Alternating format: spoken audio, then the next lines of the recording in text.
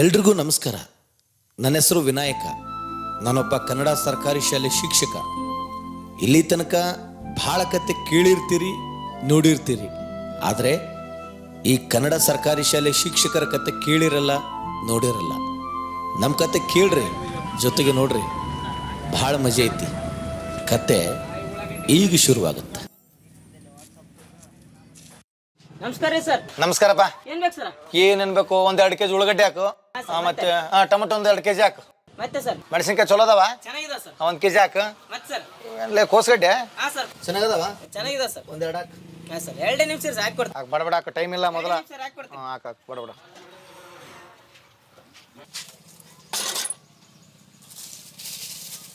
ತೂಕ ಕರೆಕ್ಟ್ ಆಗುತ್ತಾಯಪ್ಪ.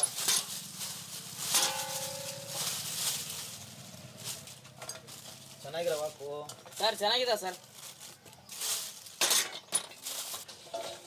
ಕೊಳತುವಿಲ್ಲಲ್ಲ? ಹೊಳ್ತಿಲ್ಲ, ಎಲ್ಲ ಚೆನ್ನಾಗಿದೆ ಸರ್. ಮತ್ತೆ ಸರ್ ಆಯ್ತೇನಿಲ್ಲ. ಎಷ್ಟಾಯ್ತಪ್ಪ ಸರ್? 40, 41, 80 ಸರ್. 80. ಮೊದಲೇನು ಬ್ಯಾಲೆನ್ಸ್ ಅದ? 65 ಸರ್. 65 ಒಂದು 80 ಎಷ್ಟಾಯ್ತದೆ? 145. ಒಂದು ಕೆಲಸ ಮಾಡು, ಹಾ ಸರ್. ಒಂದು 200 ರೂಪಾಯಿ ಇಟ್ಟುಗ, ಹಾ ಸರ್. ಮತ್ತೆ ಮುಂದೆ ವಾಪಸ್ ಕೊಡುವಂತೆ. ಸರಿ ಸರ್. ಆಯ್ತಾ? ಹಾ ಸರ್. ಆಯ್ತಾ? ಎಲ್ಲ ಟೈಮ್ ಆಗಿತ್ತು ಸರ. ಹಾಂ. ನಿಮ್ಮ ಸಾಹೇಬ್ ತತ್ತಿ ಇಲ್ಲೇ ಇಟ್ಟೋಗೇನು ಸರ್? ಆ ಸಾಹಿಬ್ ಪುಣ್ಯ ಬರಲಿ. ಆ ಸಾಹಿಬ್ಗ ಒಂದು 8 ಮಂದಿ ಹೆಣ್ಮಕ್ಳಾಗಲಿ. 8 ಮಂದಿ? ಹ್ಞೂ. ಏನ್ ಸರ್? ಯಾಕಂದ್ರೆ ಮೊದಲ ಹೆಣ್ಮಕ್ಳ ಸಂಖ್ಯೆ ಕಮ್ಮಿ ಅದ. ಎಷ್ಟೋ ಮಂದಿ ಮದುವೆ ಆಗ್ಲಾರ್ದ ಕುಂತಾರ. ಬೇಕಿದ್ರೆ ನಿನಗೊಂದು ಆರ ಆಗ್ಲಿ. ಸರ ನನಗಿನ್ನೂ ಮದುವೆ ಆಗಿಲ್ಲ. ಹೌದೇನ? ಮೊದಲು ಮದುವೆ ಆಗ.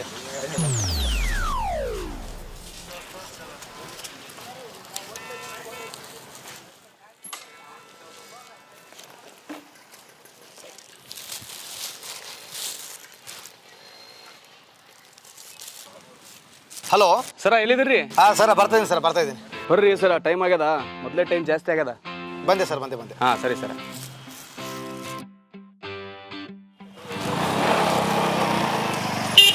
ಬರ್ರಿ ಸರ, ಮೊದಲೇ ಟೈಮ್ ಆಗ್ಯದ. ಸರ್, ಟೈಮ್ ಬರ್ರಿ, ಮತ್ತೆ ಕುಂದ್ರಿ. ತಗೊಳ್ರಿ ಸರ್. ತಗೋ.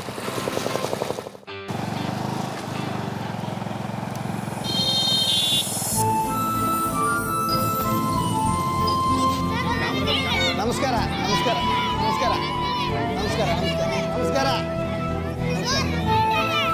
ಶಾಲೆಗೆ ಬಂದ ತಕ್ಷಣ ಮಕ್ಕಳು ನಮ್ಮನ್ನ ಏನಂತ ಕರೀತಾರೆ ಗೊತ್ತಾ?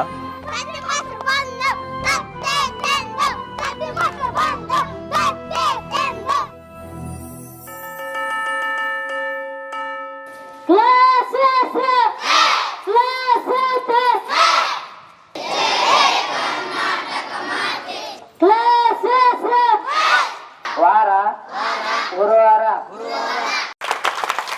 ನೋಡ್ರಿ, ಒಂದ್ 2 ಮಕ್ಕಳು.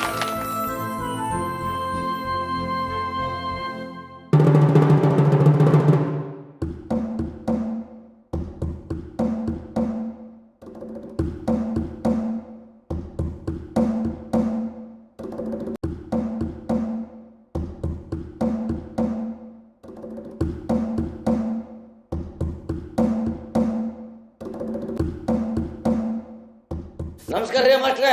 ಸರ್ ನಮಸ್ಕಾರ. ನಾನು ಯಾರಂತ ಗೊತ್ತಾಯ್ತಾ ಇಲ್ಲ ನಿಮಗೆ? ಇಲ್ಲ ಸರ್, ಗೊತ್ತಾಗ್ಲಿಲ್ಲ ಯಾರಂತ. ಹಾಯ್ ಮಾಸ್ಟ್ರೆ, ನಾನು ಯಾರಂತ ಗೊತ್ತಿಲ್ಲ ರೀ. ಇದು ಹೆಚ್ಚಿನ ಕರ್ಮ ಬಂತು ಬಿಡು. ಏಲೇ ನೀನು ಹೇಳು, ನಾನು ಯಾರಂತ ಗೊತ್ತಿಲ್ಲ ಅಂತ ಹೇಳ್ತಾರೆ ಮಾಸ್ಟ್ರು. ಹೇಳವ್ರಿ. ಇವ್ರ ಯಾರು ಗೊತ್ತಿಲ್ಲ? ಇವರು ನಮ್ಮವ್ರ ಲೀಡ್ರ್. ಇವ್ರ ಹೆಸರು ಬೆಂಕಿ ಬಸವ ಅಂತ. ಹಾ, ಇವ್ರ ಹೆಸರು ನಾಯಿ ಹಂದಿ ಮರಿಗೆಲ್ಲ ಗೊತ್ತು.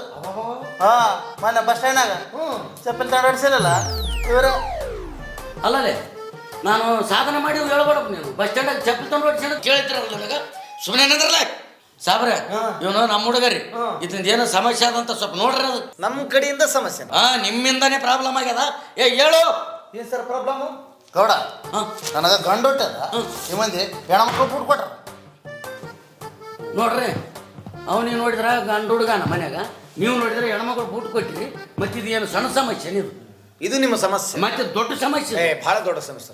ಈ ಕಾವೇರಿ ಸಮಸ್ಯೆ, ಮಹಾದಾಯಿ ಸಮಸ್ಯೆ, ಇಂಡಿಯಾ ಪಾಕಿಸ್ತಾನ ಸಮಸ್ಯೆಗಿಂತ ಈ ಸಮಸ್ಯೆ ಅದಲ್ಲ, ಬಹಳ ದೊಡ್ಡ ಸಮಸ್ಯೆ ಐತಿ. ಇದು ಇರಲಿ. ನಿಮ್ಮ ಮಗ ಇಲ್ಲಿ ಓದಕ್ಕೆ ಎಷ್ಟು ವರ್ಷ ಆಯ್ತು? 2ನೇ ಕ್ಲಾಸ್. 2 ವರ್ಷ. 2 ವರ್ಷ ಆಯ್ತು ನಿಮ್ಮ ಮಗ ಓದಕ್ಕೆ. ಒಂದಿನಾರ ಬಂದು ನನ್ನ ಮಗ ಹೆಂಗೆ ಓದ್ತಾನಂತ ಕೇಳಿರೆ? ಮಾಸ್ತರ, ನಮ್ಮ ಮಕ್ಕಳು ಸಾಲಿ ಹೋಗ್ತಾವು ಹಾಳಾಗೋತಾವು ಅವೆಲ್ಲ ತಗೊಂಡು ನೀನೇನು ಮಾಡ್ತಾರ್ರಿ? ನಿಮಗೆ ಸರ್ಕಾರ ಸಂಬಳ ಕೊಡ್ತದಿಲ್ಲ, ಮತ್ತು ಇಂಥವೆಲ್ಲ ಕೆಲಸ ಸರಿಗೆ ಮಾಡ್ಬೇಕು. ಅದಕ್ಕೆ ನೋಡಿದ್ರೆ ಪಾಪ 3 ಹೆಣ್ಣಿನಿಂದ ಒಂದು ಗಂಡು ಹುಟ್ಟದ, ಪಾಪ ಹುಡುಗನ ಸಾಲಿಗೆ ತಂದು ಹಾಕ್ಯಾನ, ಮತ್ತು ಅವನಿಗೆ ನೋಡಿದ್ರೆ ಹೆಣ್ಣು ಬಿಟ್ಟು ಕೊಟ್ಟಿರಿ. ಯಾರಿಗೆ ಹೇಳಮ್ಮ ಇದ್ರ ಸಮಸ್ಯೆ? ಹಿಂಗೆ ಮಾಡ್ತಾರೆ ನೋಡ್ರಿ, ಪಾಠನೂ ಸರಿಗೆ ಮಾಡೋದಲ್ಲ, ಬೂಟನೂ ಸರಿಗೆ ಕೊಡೋದಲ್ಲ. ಅದಕ್ಕೆ ಜನ ಅಂತಾರ ಸರ್ಕಾರಿ ಶಾಲೆ ಸರಿಗಿಲ್ಲ, ಮಾಸ್ತರ್ ಪಾಠ ಮಾಡೋದಲ್ಲ ಅಂತ. ಈ ಮಾತದಲ್ಲ ಖರೆ ಐತಿ. ಈ ಸರ್ಕಾರದವರು ನಮಗೇನು ಪಾಠ ಮಾಡಕ್ಕೆ ಸಂಬಳ ಕೊಡೋದಿಲ್ಲ, ನಿಮ್ಮ ಮಕ್ಕಳ ಹಾರೈಕೆ ಮಾಡಕ್ಕೆ ನಮ್ಗೆ ಸಂಬಳ ಕೊಡ್ತಾರೆ. ಈ ಬೂಟು ಅಗ್ಲಿ ಬದ್ಲಿ ಆದಕ್ಕೆ ನಿಮ್ಗೆ ದೊಡ್ಡ ಸಮಸ್ಯೆ ಆದರೆ ನಮ್ಮ ಪ್ರಾಬ್ಲಮ್ ಯಾರಿಗೆ ಹೇಳ್ಬೇಕು? ನಿನಗೇನ್ರಿ ಮಾಸ್ತರ 10 ಗಂಟೆಗೆ ಬರ್ತದೆ, 4:00 ಹೋಗ್ಬಿಡ್ತೈತಿ. ನಿಮಗೇನ್ರಿ ರಾಜ ಅಂದ್ರೆ ನೀವೇ, ಪ್ರಧಾನ ಅಂದ್ರೆ ನೀವೇ. ಹೌದು, ಇದು ಎಲ್ಲರೂ ಭಾಳ ಚಲೋ ಅಂತಾರೆ. 10 ಗಂಟೆಗೆ ಬರ್ತೀರಿ, 4 ಗಂಟೆಗೆ ಹೋಗ್ತೀವಿ. ಆದರೆ 10 ಗಂಟೆಯಿಂದ 4 ಗಂಟೆವರೆಗೆ ಏನು ಮಾಡ್ತೀವಿ ಅನ್ನೋದು ಗೊತ್ತಿಲ್ಲ ನಿಮ್ಗೆ. ಗೊತ್ತಾಗ ಅವಶ್ಯಕತೆನೇ ಇಲ್ಲ. ನಾ ಹೇಳ್ತೇನೆ ಕೇಳ್ರಿ. ಬೆಳಗ್ಗೆ 9:40 ನಾವು ಬರ್ತೀವಿ. 9:45 ಪ್ರಾರ್ಥನೆ ಶುರುವಾಗುತ್ತೆ. 10 ಗಂಟೆಗೆ ಪ್ರಾರ್ಥನೆ ಮುಗಿಯುತ್ತೆ. ಮತ್ತು 10 ಗಂಟೆಯಿಂದ 10:30ವರೆಗೂ ಎಲ್ಲ ಮಕ್ಕಳಿಗೆ ಹಾಲು ಕುಡಿಸ್ಬೇಕು. 10:30ರಿಂದ ಮತ್ತೆ ತರಗತಿ ಆರಂಭ ಆಗುತ್ತೆ. ಇನ್ನೇನು ಪಾಠ ಮಾಡ್ಬೇಕನ್ನಷ್ಟರಲ್ಲಿ ಬರ್ತಾರೆ. ಸರ ಹಾಲು ಕುಡಿದೋರ ಸಂಖ್ಯೆ ಅಪ್ಡೇಟ್ ಮಾಡ್ಬೇಕಂತ. ಮತ್ತು ಮಾಸ್ತರ ಮೊಬೈಲ್ ತೊಗೋಬೇಕು, ಅಲ್ಲ ಮಕ್ಕಳ ಮುಂದೆ ಮೊಬೈಲ್ ತಗೊಂಡು ಅಪ್ಡೇಟ್ ಮಾಡಬೇಕು. ಇನ್ನೇನು 2ನೇ ಪಾಠ ಶುರು ಮಾಡ್ಬೇಕನ್ನಷ್ಟರಲ್ಲಿ ಸರ ಈ ಹಾಜರಿ ಅಪ್ಡೇಟ್ ಮಾಡ್ಬೇಕಂತ. ಮತ್ತು ಮಕ್ಕಳ ಮುಂದೆ ಮೊಬೈಲ್ ತಗೊಂಡು ಹಾಜರಿ ಅಪ್ಡೇಟ್ ಮಾಡಬೇಕು. ಮತ್ತು ಮಧ್ಯಾಹ್ನ 12:30 ಆಗಿರುತ್ತೆ. ಪ್ರತಿಯೊಬ್ಬರಿಗೂ ಎಲ್ಲ ಮಕ್ಕಳಿಗೆ ಊಟಕ್ಕೆ ಬಿಡಬೇಕು.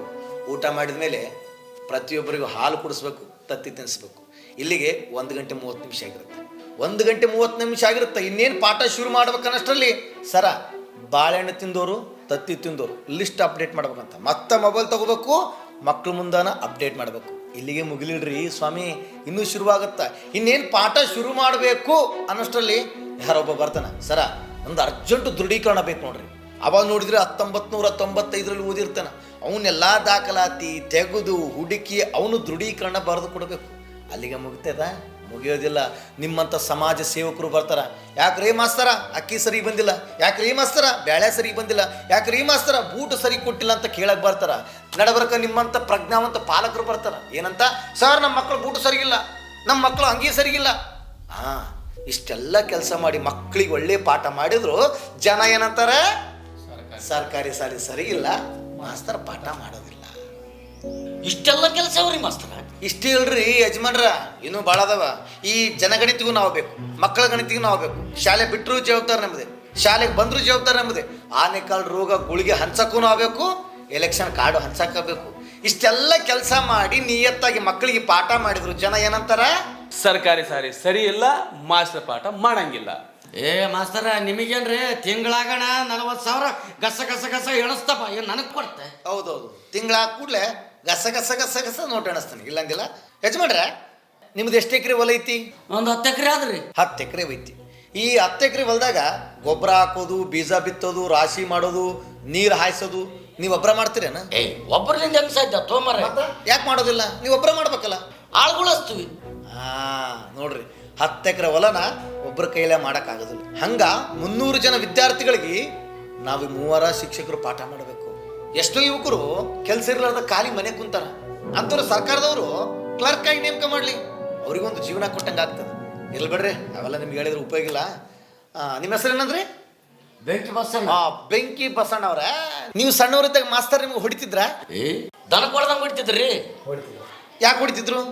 ಸರಿಗೆ ಪಾಠ ಕಲಿರಿಲ್ಲ ಅಂತ ಹೊಡಿತಿದ್ರು. ವೆರಿ ಗುಡ್ ಬಸಣ್ಣ ಅವರ, ನಿಮ್ಮ ಶಿಕ್ಷಕರು ನಿಮ್ಗೆ ಚಲೋ ಪಾಠ ಮಾಡ್ಯಾರ. ಈಗ ನಾವೇನಾದ್ರೂ ಮಕ್ಕಳಿಗೆ ಹೊಡ್ಯಕ್ಕೆ ಹೋದ್ರೆ ನಿಮ್ಮಂಥ ಪಾಲಕರು ಬರ್ತಾರ. ಯಾಕ್ರೀ ಮಾಸ್ತರ ನಮ್ಮ ಮಕ್ಳಿಗೆ ನಾವ ಹೊಡಿಯೋದಿಲ್ಲ, ನೀವ್ಯಾಕೆ ಹೊಡಿತೀರಂತ ಕೇಳ್ತಾರೆ. ಬಸಣ್ಣವ್ರ ಒಂದು ಗಾದಿ ಮಾತೈತೆ, ನೆನಪಿರ್ಬೇಕು ನಿಮ್ಗೆ. ಚಡಿ ಏಟು ಚಮ್ ಚಮ್ ವಿದ್ಯಾಯೇ ಘಮ್ ಘಮ್ ಅಂತ. ಏಟು ಬಿದ್ದಾಗಲೇ ವಿದ್ಯೆ ಚೆನ್ನಾಗಿ ಬರ್ತಿತ್ತು. ಇವತ್ತು ಮಾಸ್ತರ್ ಹೊಡಿಯೋದು ಬಿಟ್ಟದಕ್ಕೆ ಪೊಲೀಸರ ಲಾಟಿ ಏಟು ಜಾಸ್ತಿ ಬೀಳಕತ್ತೇವ. ಗಿಡವಾಗಿ ಬಗ್ಗದ್ದು ಮರವಾಗಿ ಬಗ್ಗಿತ್ತೆ. ನಾವು ಓದ್ತಿರ್ಬೇಕಂದ್ರೆ ಗುರು ಅಂದ್ರಂದ್ರು ಭಯ ಇತ್ತು. ಗುರುಗಳು ಬಂದರೆ ಹೆಂಗಂತಿದ್ವಿ? ಗುರು ಬ್ರಹ್ಮ ಗುರು ವಿಷ್ಣು ಗುರು ದೇವ ಮಹೇಶ್ವರ ಗುರು ಸಾಕ್ಷಾತ್ ಪರಬ್ರಹ್ಮ ತಸ್ಮೈ ಶ್ರೀ ಗುರುವೇ ನಮಃ. ಆದ್ರೆ ಈಗ ಗುರು ಬ್ರಹ್ಮ ಗುರು ವಿಷ್ಣು ಗುರು ದೇವ ಮಹೇಶ್ವರ ಗುರು ಸಾಕ್ಷಾತ್ ಪರಬ್ರಹ್ಮ ಗುರು ಏನ್ ಮಹ. ಗುರುಗಳಿಗೆ ಮರ್ಯಾದೆ ಇಲ್ದಂಗೆ ಆಗ್ಯದ. ಯಾಕಂದ್ರೆ ಭಯ ಇಲ್ಲ. ಬಸಣ್ಣವರೇ, ಮನುಷ್ಯನಿಗೆ ವಿದ್ಯಾರ್ಥಿಗಳಿಗೆ ಭಯ ಇರಬೇಕು. ಭಯ ಇದ್ದಲ್ಲಿ ಶ್ರದ್ಧೆ ಇರುತ್ತಾ, ಶ್ರದ್ಧೆ ಇದ್ದಲ್ಲಿ ವಿದ್ಯೆ ಇರುತ್ತಾ. ಇಷ್ಟೆಲ್ಲ ಸಮಸ್ಯೆ ನಡುವೆಯೂ ಮಕ್ಕಳಿಗೆ ಒಳ್ಳೆ ಪಾಠ ಮಾಡಿದ್ರು ಜನ ಏನಂತಾರ? ಸರ್ಕಾರಿ ಶಾಲೆ ಸರಿಗಿಲ್ಲ, ಮಾಸ್ತರ್ ಪಾಠ ಮಾಡೋದಿಲ್ಲ. ಸರ್ಕಾರಿ ಶಾಲೆ ಮಾಸ್ತರ್ ಬರೀ ಪಾಠ ಮಾಡೋದಿಲ್ಲ, ಜೀವನ ಹೆಂಗೆ ಕಟ್ಕೋಬೇಕು, ಯಾವ ರೀತಿ ಬದುಕಬೇಕು, ಜೀವನದ ಸಮಸ್ಯೆಗಳನ್ನು ಯಾವ ರೀತಿ ಎದುರಿಸಬೇಕು, ಜೀವನದಲ್ಲಿ ಶಾಂತಿ ಸಹನೆ ಜೊತೆಗೆ ಯಾವ ರೀತಿ ಬಾಳಬೇಕಂತ ಹೇಳಿಕೊಡೋದು ನಮ್ಮ ಸರ್ಕಾರಿ ಶಾಲೆ ಮಾಸ್ತರ್. ಇಷ್ಟೆಲ್ಲ ಹೇಳಿಕೊಟ್ರು ಜನ ಅನ್ನೋದು ಒಂದ, ಸರ್ಕಾರಿ ಶಾಲೆ ಸರಿಗಿಲ್ಲ, ಮಾಸ್ತರ್ ಪಾಠ ಕಲಿಸೋದಿಲ್ಲ. ಈ ಮಾಸ್ತರ್ ಪಾಠಗಳು ಭಾಳ ಚಲೋ ಹೇಳಕತ್ತಾರ, ಆದರೆ ಕೆಲವು ಸರ್ಕಾರದ ರೀತಿ ನೀತಿಗಳು ನನ್ನ ಪ್ರಕಾರ ಸ್ವಲ್ಪ ತಪ್ಪಾಯ್ತು ಅನ್ಸಕತ್ತದ. ಒಬ್ಬ ವಿದ್ಯಾರ್ಥಿ ಎಷ್ಟಾದ ದಡ್ಡ ಇದ್ರೂ ನಾವು ಪಾಸ್ ಮಾಡಬೇಕು, ಇದು ನಮ್ಮ ಶಿಕ್ಷಣದ ವ್ಯವಸ್ಥೆ. ಒಬ್ಬ ಮಾಸ್ತರ್ ಪಾಠ ಮಾಡೋದಕ್ಕಿಂತ ದಾಖಲೆಗಳನ್ನು ಮೇಂಟೈನ್ ಮಾಡೋದು ಮುಖ್ಯ, ಇದು ನಮ್ಮ ಶಿಕ್ಷಣದ ವ್ಯವಸ್ಥೆ. ಅಕ್ಕಿ ತಂದು ಕೊಡೋರು ಯಾರು, ಬ್ಯಾಳೆ ತಂದು ಕೊಡೋರು ಯಾರು, ಬೂಟು ತಂದು ಕೊಡೋರು ಯಾರು, ಬಟ್ಟೆ ತಂದು ಕೊಡೋರು ಯಾರು, ಅದರಲ್ಲಿ ಏನಾದರೂ ತಪ್ಪಾದರೆ ಬಂದು ಬೈಯೋದಾರಿಗೆ ನಮ್ಮಂಥ ಶಿಕ್ಷಕರಿಗೆ. ಇದು ನಮ್ಮ ಶಿಕ್ಷಣದ ವ್ಯವಸ್ಥೆ. ಇಷ್ಟೆಲ್ಲ ಸಹಿಸ್ಕೊಂಡು ಅನಿಸ್ಕೊಂಡು ಮಕ್ಕಳಿಗೆ ನಾವು ಪಾಠ ಮಾಡ್ಬೇಕಂತೀವಿ. ಯಾಕ?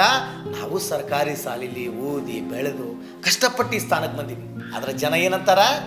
ಸಾಬ್ರೆ ಮುಂದಿನ ಹೇಳಕ್ಕೆ ಹೋಗ್ಬೇಡ್ರಿ, ಯಾಕಂದ್ರೆ ನಮಗೆ ಬಾಯ್ಪಾಠ ಆಗೋಯ್ತು.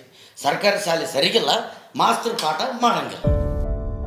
ರಾಮಾಯಣ ಮಹಾಭಾರತನೇ ದೊಡ್ಡ ಕಥೆ ಅಂತ ಮಾಡಿದ್ದೀನಿ ರೀ ನಾನು, ನಿಮ್ಮದು ಅದಕ್ಕಿಂತ ದೊಡ್ಡದಾದ ಬಿಡ್ರಿ. ಅಲ್ರಿ ಇಷ್ಟೆಲ್ಲ ಸರ್ಕಾರಿ ಶಾಲೆ ಬಗ್ಗೆ ಮಾತಾಡೋರು ನೀವು, ನಿಮ್ಮ ಮಕ್ಕಳನ್ನ ಯಾಕೆ ಸರ್ಕಾರಿ ಶಾಲೆಗೆ ಸೇರಿಸೋದಿಲ್ಲ ಅದ್ರನ್ನ ಹೇಳಪ್ಪ ಮಾಸ್ತರ. ಒಳ್ಳೆ ಪ್ರಶ್ನೆ ಬೆಂಕಿ ಬಸಣ್ಣವರ. ಇದೇ ಪ್ರಶ್ನೆ ನೀವು ಸರ್ಕಾರ ಕೇಳ್ರಿ, ಯಾಕೆ ಸರ್ಕಾರಿ ನೌಕರಿ ಮಾಡೋರು ತಮ್ಮ ಮಕ್ಕಳನ್ನು ಸರ್ಕಾರಿ ಶಾಲೆಗೆ ಸೇರಿಸೋದಿಲ್ಲ ಅಂತ. ಅಷ್ಟೇ ಯಾಕೆ ಸರ್ಕಾರದವರು ಒಂದು ಹೊಸ ಕಾನೂನು ಮಾಡಲಿ, ಸರ್ಕಾರಿ ನೌಕರಿ ಮಾಡೋರು ಪ್ರತಿಯೊಬ್ಬರು ತಮ್ಮ ಮಕ್ಕಳನ್ನು ಕಡ್ಡಾಯವಾಗಿ ಸರ್ಕಾರಿ ಶಾಲೆಗೆ ಸೇರಿಸಬೇಕು ಅಂತ. ಒಂದು ವೇಳೆ ಸೇರಿಸದಿದ್ದರೆ ನೌಕರಿಯಿಂದ ವಜಾ ಮಾಡಲಾಗುವುದು ಅಂತ ಹೊಸ ಕಾನೂನು ಮಾಡಲಿ. ಮಾಡೋದಿಲ್ಲ. ಯಾಕ? ಅವ್ರಿಗೆ ಗೊತ್ತು ಸರ್ಕಾರಿ ಶಾಲೆ ಶಿಕ್ಷಕರಿಗೆ ಯಾವ ರೀತಿ ಕೆಲಸ ಕೊಡ್ತಿದ್ದೀವಿ ಅಂತ ಅವ್ರಿಗೆ ಗೊತ್ತು. ಕನ್ನಡವೇ ಸತ್ಯ, ಕನ್ನಡವೇ ನಿತ್ಯ, ಕನ್ನಡಕ್ಕಾಗಿ ಜೀವ ಕೊಡ್ತೀನಿ ಅಂತಾರ. ತಮ್ಮ ಮಕ್ಕಳನ್ನು ಕನ್ನಡ ಶಾಲೆಗೆ ಸೇರಿಸೋದಿಲ್ಲ. ಕನ್ನಡ ಸರ್ಕಾರಿ ಶಾಲೆ ಉಳಿಸೋ ಸಲುವಾಗಿ ಎಷ್ಟೋ ಹೋರಾಟಗಳು ಮಾಡ್ತಾ ಇದ್ದಾರೆ. ಹೋರಾಟದ ಜೊತೆಗೆ ತಮ್ಮ ಮಕ್ಕಳನ್ನು ಕನ್ನಡ ಶಾಲೆಗೆ ಸೇರಿಸಿದ್ರೆ ಎಷ್ಟೋ ಕನ್ನಡ ಶಾಲೆಗಳು ಮುಚ್ಚೋ ಪರಿಸ್ಥಿತಿ ಬರ್ತಿರ್ಲಿಲ್ಲ. ಎಲ್ಲರೂ ಕನ್ನಡದ ಬಗ್ಗೆ ಭಾಳ ಚಲೋನೆ ಮಾತಾಡ್ತಾರ, ಆದರೆ ಯಾರು ಕನ್ನಡ ಶಾಲೆಗೆ ಸೇರಿಸೋದಿಲ್ಲ. ಇವತ್ತಿನ ಪರಿಸ್ಥಿತಿ ಹೆಂಗಿದೆ ಅಂದ್ರೆ ಎಲ್ರಿಗೂ ಸರ್ಕಾರಿ ಸೌಲಭ್ಯ ಬೇಕು, ಸರ್ಕಾರಿ ಶಿಕ್ಷಣ ಬೇರೆ. ಎಲ್ಲ ಹೆಣ್ಮಕ್ಳಿಗೂ ಸರ್ಕಾರಿ ನೌಕರಿ ಗಂಡ ಬೇಕು, ಆದರೆ ಮಕ್ಕಳು ಮಾತ್ರ ಸರ್ಕಾರಿ ಶಾಲೆಯಲ್ಲಿ ಓದೋದು ಬೇಡ ರೀ. ಇದೆಲ್ಲದರ ನಡುವೆಯೂ ಎಷ್ಟೋ ಕನ್ನಡ ಸರ್ಕಾರಿ ಶಾಲೆಗಳು ರಾಜ್ಯಕ್ಕೆ ಮಾದರಿಯಾಗ್ಯವ. ಕಾರಣ ಅಲ್ಲಿ ಕೆಲಸ ಮಾಡುವ ಶಿಕ್ಷಕರ ಶ್ರಮ ಮತ್ತು ಸರ್ಕಾರಿ ಶಾಲೆ ಹಿತೈಷಿಗಳ ಶ್ರಮ ಅಂತ ಹೇಳ್ಬೋದು. ಇಷ್ಟೆಲ್ಲ ಮಾಡಿದ್ರು ಕೆಲವು ಜನ ಏನಂತಾರ, ಸರ್ಕಾರಿ ಶಾಲೆ ಸರಿಗಿಲ್ಲ, ಮಾಸ್ತರ್ ಪಾಠ ಕಲಿಸೋದಿಲ್ಲ. ಆವಾಗ ಒಂದು ಪ್ರಶ್ನೆ ಕೇಳಿದ್ರಿ ನೀವು, ಸರ್ಕಾರಿ ಶಾಲೆಗೆ ನಿಮ್ಮ ಮಕ್ಕಳನ್ನು ಯಾಕೆ ಸೇರಿಸೋದಿಲ್ಲ ಅಂತ. ಬೆಂಕಿ ಬಸಣ್ಣವರ, SSLC ರಾಜ್ಯಕ್ಕೆ 2ನೇ ಸ್ಥಾನ ಬಂದಿದ್ದು ಯಾರು ಗೊತ್ತಾ? ನಮ್ಮ ಶಾಲೆ ವಿದ್ಯಾರ್ಥಿ ರಜಿಯಾ ಬೇಗಮ್ ಅಂತ. ಆ ರಜಿಯಾ ಬೇಗಮ್ ಯಾರು ಗೊತ್ತಾ? ನಮ್ಮ ಶಾಲೆ ಸಹ ಶಿಕ್ಷಕ ಮಹಮ್ಮದ್ ಸರ್ ಮಗಳು. ಗೊತ್ತಾಯ್ತೇನ್ರಿ? ಸರ್ಕಾರಿ ಶಿಕ್ಷಕರ ಮಕ್ಕಳು ಸರ್ಕಾರಿ ಶಾಲೆಯಲ್ಲಿ ಓದ್ತಾರ. ಯಾರೋ ಒಬ್ಬ ಮಾಸ್ತರ್ ಮಕ್ಕಳ ಕಲಿಸಿಲ್ಲ ಅಂದರೆ ಎಲ್ಲ ಮಾಸ್ತರ್ ಮಕ್ಕಳ ಹಂಗೆ ತಿಳ್ಕೊಬಾರ್ದು. ಬೆಂಕಿ ಬಸಣ್ಣವ್ರ, ನಮ್ಮ ಜನನ ಹಂಗೆ ಬಿಡ್ರಿ. 100 ಒಳ್ಳೆ ಕೆಲಸ ಮಾಡಿದ್ರೆ ಯಾರು ಕೇಳೋದಿಲ್ಲ, ಒಂದು ತಪ್ಪು ಕೆಲಸ ಮಾಡ್ರೆ ಬೆಟ್ ಮಾಡಿ ತೋರಿಸ್ತಾರೆ. ಇವತ್ತು ಸರ್ಕಾರಿ ಶಾಲೆಯಲ್ಲಿ ಓದಿದವರು ಎಲ್ಲ ಕ್ಷೇತ್ರದಲ್ಲೂ ಹೋದಾರ. ಡಾಕ್ಟ್ರು ಹೋದಾರ, ಇಂಜಿನಿಯರ್ ಹೋದ್ರ, ಲಾಯರ್ ಅದರ, ಸೈಂಟಿಸ್ಟ್ ಹೋದಾರ. ಅಷ್ಟೇ ಯಾಕ್ರಿ, ನಾವೆಲ್ಲರೂ ಆರಾಮಾಗಿದ್ದೀವಿ ಅಂದರೆ ಅನ್ನ ನೀಡೋ ರೈತರು, ದೇಶ ಕಾಯ ಯೋಧರು ಅವರೆಲ್ಲ ಓದಿದ್ದು ಸರ್ಕಾರಿ ಶಾಲೆ. ಆದರೆ ದುರಾದೃಷ್ಟ ಏನಂದ್ರೆ ಇವರೆಲ್ಲರೂ ಸರ್ಕಾರಿ ಶಾಲೆಯಲ್ಲಿ ಓದಿ ತಮ್ಮ ಮಕ್ಕಳನ್ನು ಸರ್ಕಾರಿ ಶಾಲೆ ಸೇರಿಸೋದಿಲ್ಲ. ಯಾಕಪ್ಪ ನಿಮ್ಮ ಮಕ್ಕಳನ್ನು ಸರ್ಕಾರಿ ಶಾಲೆ ಸೇರಿಸೋದಿಲ್ಲ ಅಂತ ಕೇಳಿದರೆ ಏನಂತಾರ? ಸರ್ಕಾರಿ ಶಾಲೆ ಸರಿಯಿಲ್ಲ, ಮಾಸ್ತರ ಪಾಠ ಮಾಡೋದಿಲ್ಲ. ಬಾ ಮಾಸ್ಟರ್, ಕಾಂತಾರ ಪಿಕ್ಚರ್ಕಿಂತ ದೊಡ್ಡದಾದ ಬಿಡ್ರಿ ನಮ್ಮ ಕತೆ. ದೊಡ್ಡ ಸಾಬ್ರೆ, ಏನೋ ಇವನ ಮಾತು ಕೇಳಿ ಬಂದಿದ್ದೇನೆ ರೀ. ನಾನು ಏನಾರ ಹೆಚ್ಚು ಕಡಿಮೆ ಅಂದಿದ್ರೆ ದಯವಿಟ್ಟು ಕ್ಷಮ ಮಾಡ್ರಿ ಸಾಬ್ರೆ, ತಪ್ಪಾಯ್ತು. ನೀವೇನು ಮಾರೇತೋ ಹಿಂಗೆ ಹೋಗಳಿದ್ರಲ್ಲ, ನನಗೆ ಒಳಗಿನ ಕಣ್ಣ ತಿರ್ತಿ ನೋಡಿ, ಕ್ಷಮ ಮಾಡಿಬಿಡ್ರಿ ಸಾಬ್ರೆ. ಬಸಣ್ಣವ್ರ, ಇದ್ರಾಗ ನಿಮ್ದು ಏನೂ ತಪ್ಪಿಲ್ಲ, ಏನೇನೂ ತಪ್ಪಿಲ್ಲ. ಈ ಬೂಟ್ ಕೇಳಕ್ಕೆ ಬಂದಂಗ ಪಾಲಕರು ಯಾವಾಗ ಶಿಕ್ಷಣದ ಬಗ್ಗೆ ಕೇಳಕ್ಕೆ ಬರ್ತಾರೋ ಅಂತೀನಿ. ಒಂದು ಮಾತು ಹೇಳ್ತೀನಿ, ಶಿಕ್ಷಕರು ಚೆನ್ನಾಗೇ ಪಾಠ ಮಾಡ್ತಾ ಇದಾರ, ಆದರೆ ಕೆಲವೊಂದು ಮೇಲಿನ ಒತ್ತಡದಿಂದ ಕಲಿಸೋದು ಸ್ವಲ್ಪ ಹೆಚ್ಚು ಕಡಿಮೆ ಆಗಿರ್ಬೋದು. ಹಂಗಂತೇಳಿ ಸರ್ಕಾರಿ ಶಾಲೆ ಮಾಸ್ತರ್ ಕಲಿಸೋದಿಲ್ಲ ಅನ್ನೋದು ಭಾಳ ತಪ್ಪು. ಇವತ್ತು ಸರ್ಕಾರಿ ಶಾಲೆ ಬೆಳಿಬೇಕಂತೇಳಿ ಎಷ್ಟೋ ಸಂಘ ಸಂಸ್ಥೆಗಳು ಕಾಳಜಿ ವಹಿಸಿ ಬಣ್ಣ ಸುಣ್ಣ ಹಚ್ಚಿ ಸರ್ಕಾರಿ ಶಾಲೆಗೆ ಮರುಜೀವ ಕೊಡ್ಲಿಕ್ಕತ್ತಾರ. ಅಂಥ ಸಂಘ ಸಂಸ್ಥೆಗಳು ಬೆಳಿಬೇಕ್ರಿ, ಅಂದಾಗ ಮಾತ್ರ ನಮ್ಮ ಕನ್ನಡ ಶಾಲೆಗಳು ಉಳಿತಾವ. ಈ ಕನ್ನಡ ಸರ್ಕಾರಿ ಶಾಲೆಗೆ ಮಕ್ಕಳು ಯಾವಾಗ ಜಾಸ್ತಿ ಬರ್ತಾರಂದ್ರೆ, ಲಕ್ಷಾಂತರ ರೂಪಾಯಿ ಕೊಟ್ಟು ಮಕ್ಕಳು ಓದಿಸಿದ್ರೆ ಮಾತ್ರ ನಮ್ಮ ಮಕ್ಕಳು ವಿದ್ಯಾವಂತರಾಗ್ತಾರಂತ ಮನೋಭಾವ ಬಿಟ್ಟಾಗ ಸರ್ಕಾರಿ ಶಾಲೆಗೆ ಮಕ್ಕಳು ಬರ್ತಾರೆ. ಅದಕ್ಕೂ ಒಂದು ಟೈಮ್ ಬರುತ್ತಾ. ಸರ್ಕಾರಿ ಶಾಲೆ ತುಂಬಿ ತುಳುಕುವ ದಿನ ಬಂದ ಬರುತ್ತಾ. ನಾವು ಓದ್ತಾ ಇರ್ಬೇಕಾದ್ರೆ ಬಸಣ್ಣವರ ಹಂಗಿದ್ರೆ ಚಡ್ಡಿ ಇರ್ತಿರ್ಲಿಲ್ಲ, ಚಡ್ಡಿ ಇದ್ರೆ ಹಂಗೆ ಇರ್ತಿರ್ಲಿಲ್ಲ.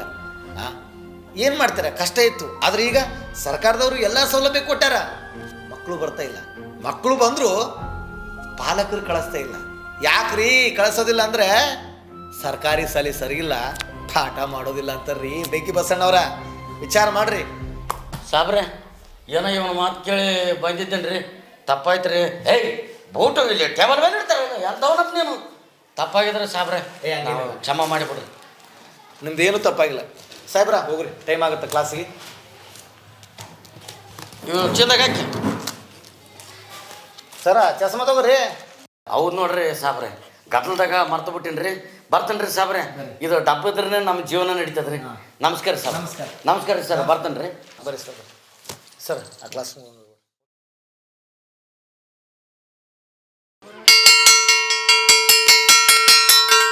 ಹಿಂಗೈತೆ ನೋಡ್ರಿ ನಮ್ಮ ಕತೆ. ಎಲ್ಲೋ ಒಂದು ಸರ್ಕಾರಿ ಕನ್ನಡ ಶಾಲೆಯಲ್ಲಿ ಪಾಠ ಮಾಡಿಲ್ಲ ಅಂದರೆ ಎಲ್ಲ ಸರ್ಕಾರಿ ಕನ್ನಡ ಶಾಲೆನೂ ಹಂಗೆ ಅನ್ಕೋಬಾರ್ದು. ಕನ್ನಡ ಸರ್ಕಾರಿ ಶಾಲೆ ಪಾಠ ಅಮ್ಮನ ಕೈ ಊಟ, ಸುಂದರ ಜೀವನಕ್ಕೆ ಮುನ್ನೋಟ.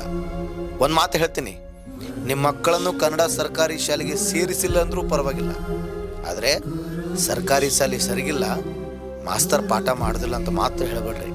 ಯಾಕಂದರೆ ಸರ್ಕಾರಿ ಶಾಲೆಯಲ್ಲಿ ಓದೋ ಮಕ್ಕಳಿಗೆ ನೋವಾಗುತ್ತಾ. ಗುರು ಬ್ರಹ್ಮ ಗುರು ವಿಷ್ಣು ಗುರುದೇವ